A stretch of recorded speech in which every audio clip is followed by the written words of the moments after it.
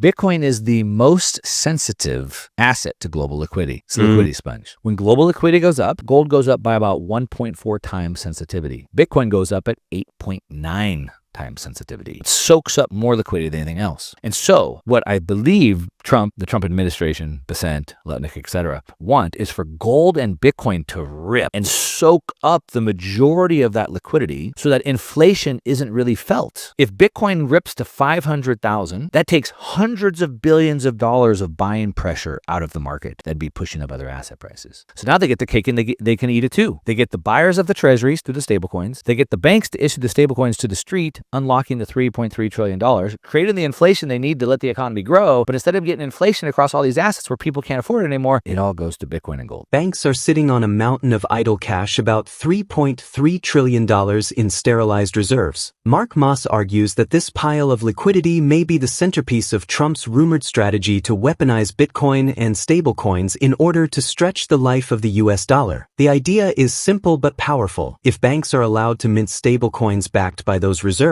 they could push that money directly into circulation. That would light up inflation but also juice growth at the same time. Moss says the political logic is clear. People are already strained as wages lag behind rising everyday costs. If consumer prices keep climbing without relief, unrest grows. The proposed workaround is asset inflation. Let goods and services rise, but let stocks, homes, gold, and especially Bitcoin rise even faster. The wealth effect softens frustration because people feel richer on paper even if groceries cost more. In this framework, Bitcoin and gold aren't side bets. They're the key safety valves. Liquidity has to flow somewhere, and history shows these assets absorb it efficiently. Gold typically moves about 1.4 times for each unit of liquidity. Bitcoin's leverage is even more extreme, nearly 9 times by Moss's estimate. That means if liquidity floods back into the system, Bitcoin and gold could attract outsized inflows, easing pressure on wages and consumer staples. The strategy, if true, would tie digital assets directly into America's macro survival plan, something the market hasn't fully priced in yet. If you found value in this breakdown, please hit the like button,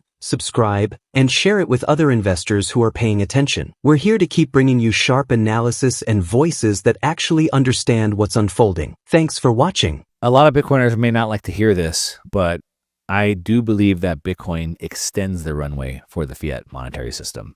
So to answer your question, not just stablecoins, yes, stablecoins, but stablecoins are fiat, but Bitcoin as well. And so I just did a video talking about this, and if I made the case that I believe both Trump and Besant want Bitcoin to rip way higher than most people can even fathom, way higher than those numbers I just gave you.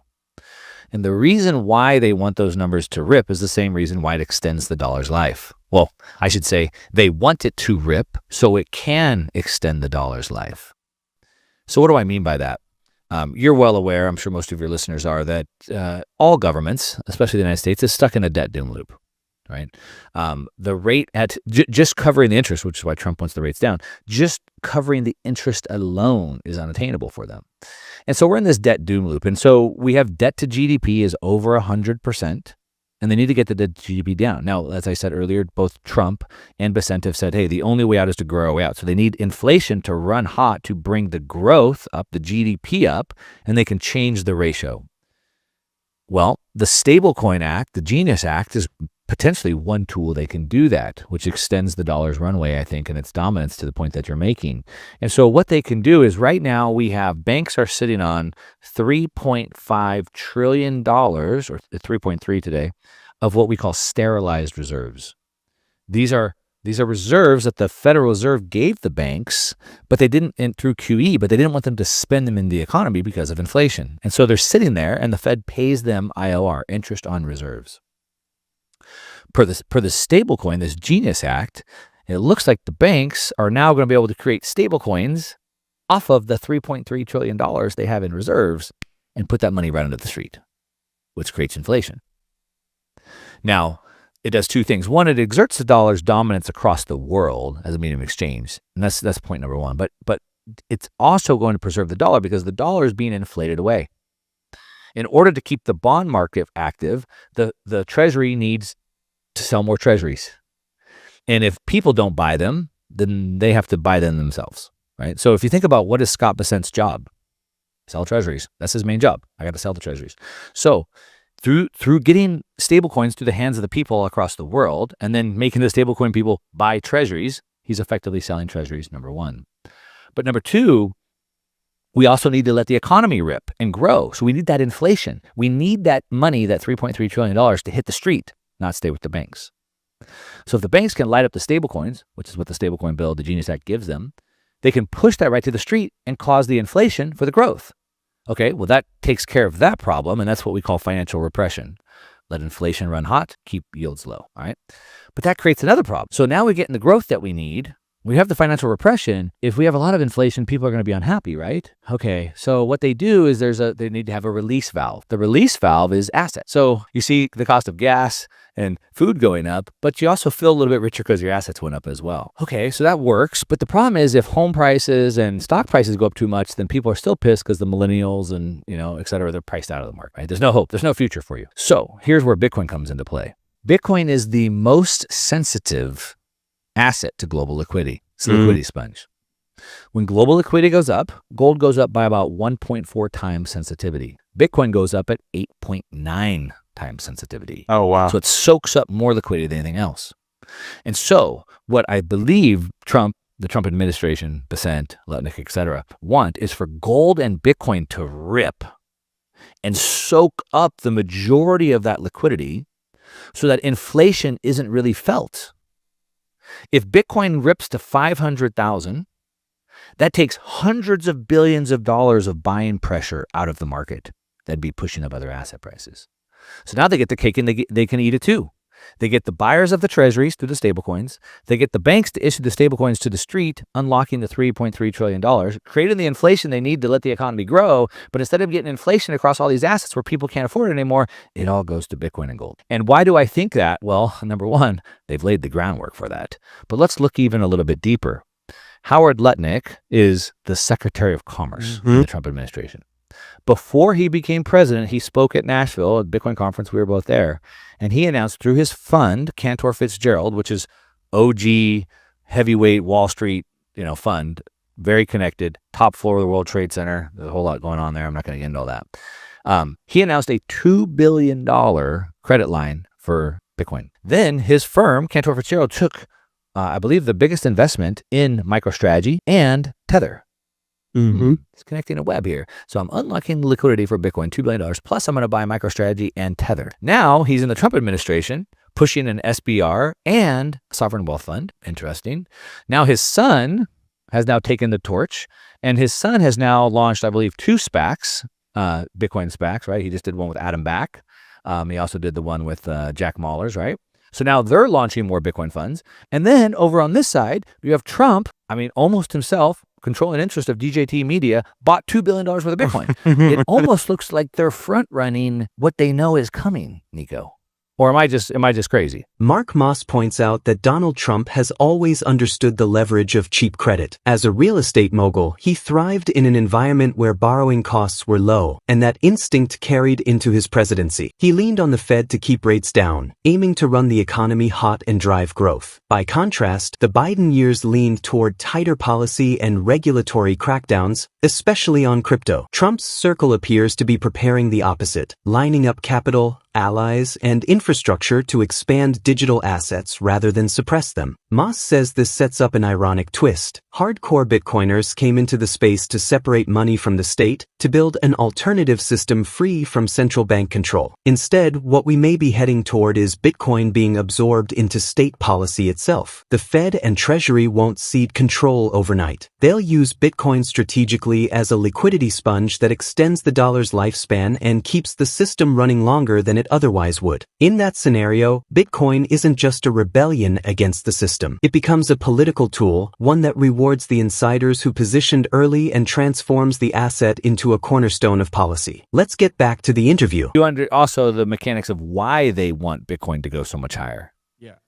And it's interesting because I always thought the U.S. would be the last to come around because they have the most to lose, as the dollar is the reserve currency of the world and it's threatened by Bitcoin. But now all of a sudden I see it in a way where this would actually preserve the dollar. It can exert its dominance through stablecoins, and then by soaking up the inflation, it can allow the dollar to continue for much longer. And then they get fabulously rich because they front run it. Yeah, it's all coming together. He wants to let this thing run hot. This is what they're doing. He is going to get Jerome Powell out next year. He wants to lower rates to what, 1.5? He's going to ignite a firestorm. And that is going to unleash a liquidity wave that we're maybe not really prepared for, number one. Number two, what I'd say is in the United States specifically, but the rest of the world is about the same boat. In the U.S., we're running $2 trillion deficits, right? We're spending $2 trillion more than we're bringing in, an incredible amount. When we think about recessions and we think about liquidity drying up, a lot of times people go back to, what about the 1940s and the 1970s and 2008? We're in a different regime today. At the point, as Lynn Alden would say, in fiscal dominance, the markets are being driven by the Fed.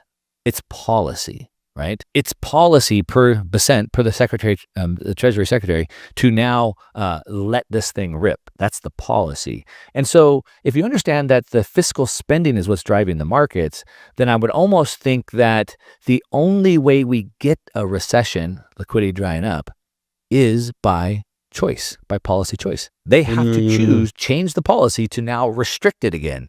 And I just don't see that happening. Before I was a Bitcoiner, I was a gold bug. And I was standing behind Ron Paul, figuratively chanting in the Fed. And I'm here for it. I'm in Bitcoin because I want to separate money and state. But of course, ending the Fed. When I think about separating money from state, what I'm saying is I want to take away the state's ability to print money. Yes. Of course, the state's always going to need money, which is why I don't care if they use Bitcoin. I want to take away their ability to create money. But I also understand that getting rid of the Fed today would be disastrous. You can't just do that today. It's a process that we have to go through. And kind of going back to the Fed that we have today and being politically motivated, I think it's always politically motivated because the government has policies. And so the Fed is supposed to help accommodate those policies. So it's always somewhat politically motivated. We are seeing it seemingly extremely motivated today. And really, this is Trump's MO. If you go back to his first term, he constantly harped on the Federal Reserve to lower rates, lower rates, lower rates. He's a real estate guy. He understands the benefit of having low rates.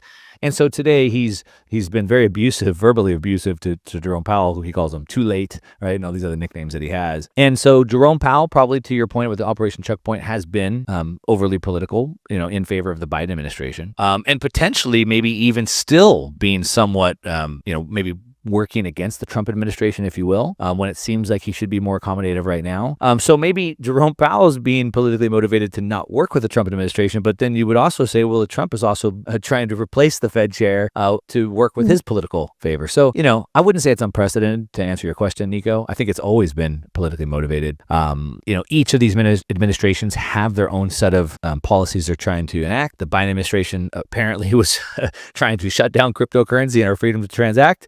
And the Trump administration wants to open that back up. But yeah, it's not unprecedented. What's unfolding looks less like a currency debate and more like a power shift hiding in plain sight. Trillions in dormant reserves give Washington a lever few are talking about, and the prospect of channeling that capital through digital assets reframes the entire conversation around monetary survival. Instead of treating Bitcoin as a fringe hedge or speculative play, the strategy being hinted at would weave it directly into national policy, turning a tool of resistance into an instrument of statecraft. The bigger picture is that inflation pressures, social discontent, and the fragility of debt markets all converge at once. If liquidity is unleashed, traditional assets will rise, but digital networks could see exponential acceleration, pulling them from the margins into the center of financial architecture. That transition may redefine how people view safety, growth, and even sovereignty in markets. The pressing question is whether Bitcoin's next chapter will be written by those who sought to escape government control or by policymakers themselves who may now see it as their most powerful lifeline. So stay tuned. If you're into real, data-backed takes on the financial system, hit like and subscribe so you don't miss the weekly updates. Thank you for the support, and I hope you enjoy the video.